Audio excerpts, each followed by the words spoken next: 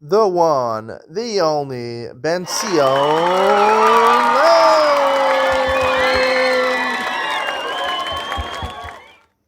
Good morning and welcome to Yeshiva YouTube Daily Double. Today we're doing Mesechus Pesachim, Perek Gimel, Mishnah Ches. I'm going to start the fourth Perek, Perek Dal, Mishnah Aleph.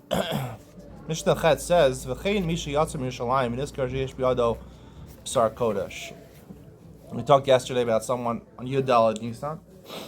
He leaves his house to do the mitzvah of Milah or on Pesach, and he forgot to muvayir his chametz, get rid of his chametz. Does he have to go back or not? A similar halacha applies. You're supposed to, if you have meat that is kodesh, that is nosar, which was left over more than the prescribed time that you have to eat it, you have to burn it, right? So if you didn't burn, it's a mitzvah to burn it, right? By Eish Tisrofu, and also Eish Tisrofu, you're supposed to burn it. So let's say you left Yerushalayim, you forgot to burn your nosar. So im avar sofim, if you pass sofim, if you live in Eretz Yisrael, you know hard sofim. It's close to the Makom HaMikdash. If you already passed there, it's too far. Chazal or matriach to go back. So from Makom, you can burn it where you are. Technically, you're supposed to burn it in the place where you eat it, which is the Kodesh, which is based on Mikdash, because the pasuk says lo sochal ba'esh tisarif, and the Makom Achila, that's where the sarif is, which is burn it. However, once you pass, you're far away. You don't have to go back. However, if he didn't go so far, then he has to go back and burn it in the right place. He burns it in the Beis HaMikdash from the actual wood that's used for karbonos. How much meat and chametz in the last Mishnah do you have to have in your hand before you go back? Or you may or Omer Zev Zev Kabetza. Both by chametz and comes to Basar Kodesh. The shear is a kabetza. Why a kabetza? Because a kabetza is the shear for tumah. Tuma, food does not transmit tuma unless it's the size of a kabetza. And likewise, according to Moshe Shalom, it does not accept tuma unless it has a share of a kabetza. So therefore, we learn from tuma, and we connect that to chametz also. Rabbi Yehuda Omer says no. We learn it comes to Isra Achila, not the tuma Achila. Right? You're not supposed to eat no star. Isra is a kazayas. Chametz is also the Isra of eating chametz on Pesach is it's a kazayas to be chayav kares. The Chamim make sort of a deal over here. Basar Kodesh is more Chamar because it's hektish.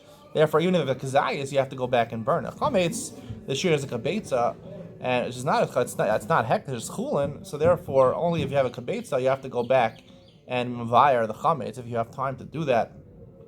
I'll discuss it in Mitzion why chametz is a kabetza. Like I said yesterday, the reason you're going back is bal yiram bal yimatzeh, and presumably you're over in Bal Yirah, Bal Yimotze with a chazayas. Mishnah, the beginning of Mesechus Beitza, talks about Malchus Beis Sham Beis Hillel, but I think we pass it like Beis Hillel, Bal Yirah, Bal Yimotze is a kazayas. So it's a kazayas. Why is it Sherek Beitza? We'll talk about that even Mitzion. I have a unique explanation.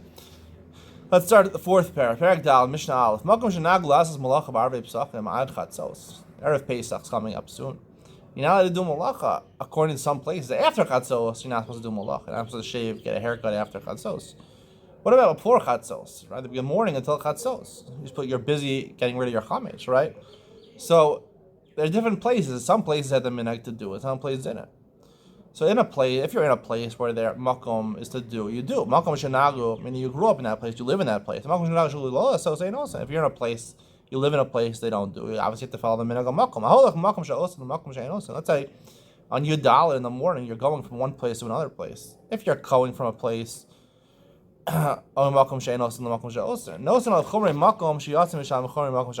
both cases, even if you come from a place where they do malacha, if you go to a place where they don't do malacha, you can't do malacha because then it causes machlokas. They're going to say, hey, what are you doing? We don't do malacha in this place. And even if you're coming from a place where they don't do, and you go to a place where they do, so technically you could do malacha. But since you live in the other place, so therefore technically you're bound to that place. A minhag has a certain status of a neder. We'll talk about Bal Yachal Dvaro, the Gemara says, a neder. A minhag of your place is like a neder.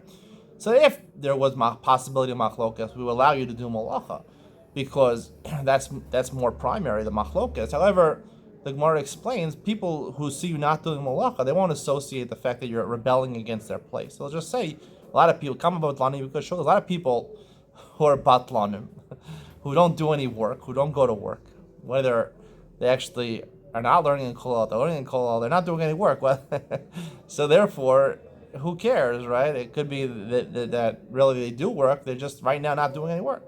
The underlying theme of this Mishnah is that you're supposed to follow, you're not supposed to get into machlokas with people. Let's just go to do. You're not supposed to get into machlokas with people. So therefore, if it's recognizable that you're going against the minhag makom, you should not do what you're doing to bring machlokas. Even though it's going to be a violation of midrabanan of bal yachal dvar, it's not probably not the rice of bal yachal dvar. Even though it's a violation of midrabanan of bal yachal dvar, still machlokas trumps that. It's del rice. Let's just go to do. However, if it's not recognizable, you're going against the minhag makom. So then you try to follow derabanan in the place where you came from, which is minhag is binding midrabanan mishum bal yachal dvaro. We'll talk more about that going forward. Stay tuned on the Imad Sion where we talk about the end of the third parak.